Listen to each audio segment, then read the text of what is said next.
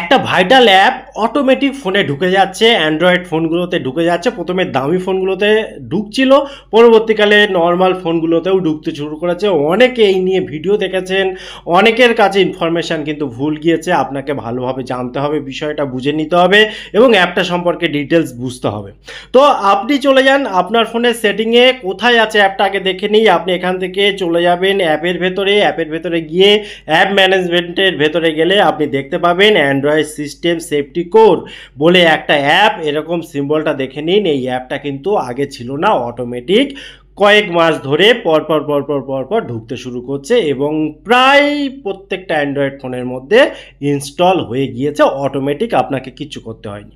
এখানে আপনি ইউটিউব থেকে শুরু করে ফেসবুক থেকে শুরু করে যে কোনো সোশ্যাল মিডিয়ায় দেখে নেবেন যে এই নিয়ে অনেকে বলছে এই অ্যাপটা খারাপ, অনেকে বলছে অ্যাপটা ভালো এবং এই অ্যাপটা নাকি সমস্ত কিছু লিক করে দিচ্ছে গুগলের কাছে, এরকম একটা ইনফরমেশান।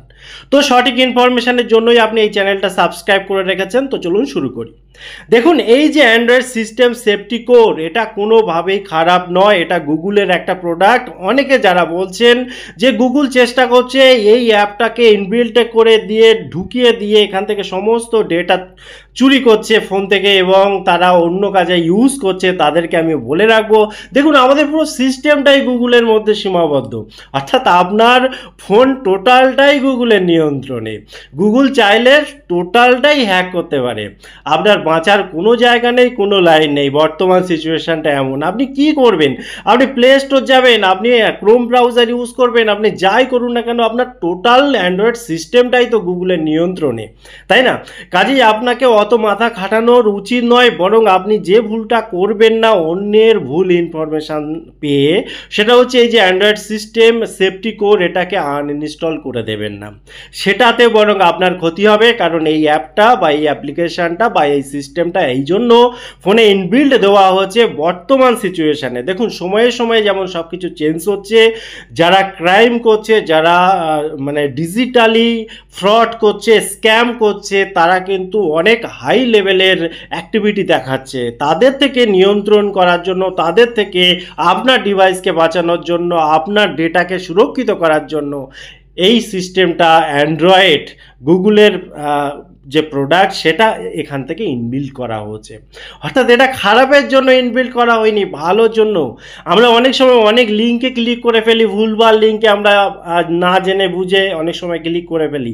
সেইটা যদি খারাপ লিঙ্ক হয়ে থাকে, কোনো খারাপ জায়গার লিঙ্ক হয়ে থাকে, যেখানে প্রবেশ করলে আমাদের ক্ষতি হয়ে যাবে, আমাদের ডিভাইস থেকে অনেক তথ্য সেখানে চলে যাবে, পরবর্তীকালে ব্ল্যাকমেল থেকে শুরু করে আমাদের ব্যাঙ্ক অ্যাকাউন্টে এফেক্ট ফেলতে পারে, সেই জাতীয় ব্যাপারে চেষ্টা করবে।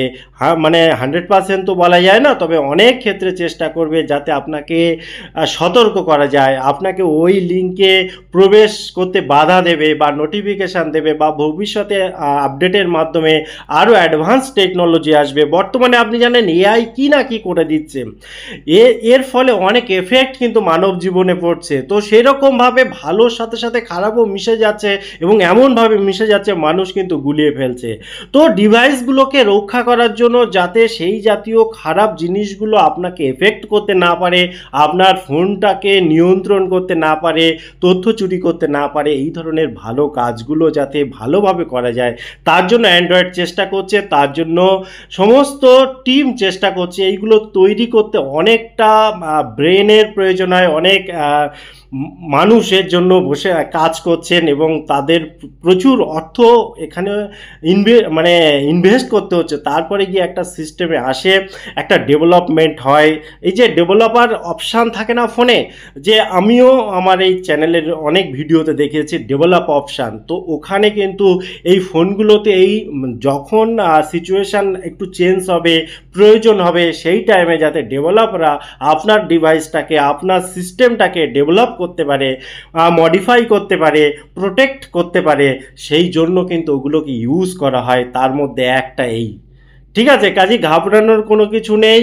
ভুলভাল তথ্য যে সমস্ত ভিডিওতে আছে সেগুলোকে অ্যাভয়েড করে যান। অনেক ভিডিও দেখুন, সত্যতা যাচাই করুন নিজে, তারপরে সেটা গ্রহণ করুন। আপনি এটাকে আনইনস্টল করতেই পারেন, আপনার ফোনের মালিক আপনি নিজে, কিন্তু ভেবে চিন্তে বুঝে তারপরে করবেন। আমি শুধু ইনফরমেশান দিলাম মাত্র, সাহায্য করার চেষ্টা করলাম মাত্র।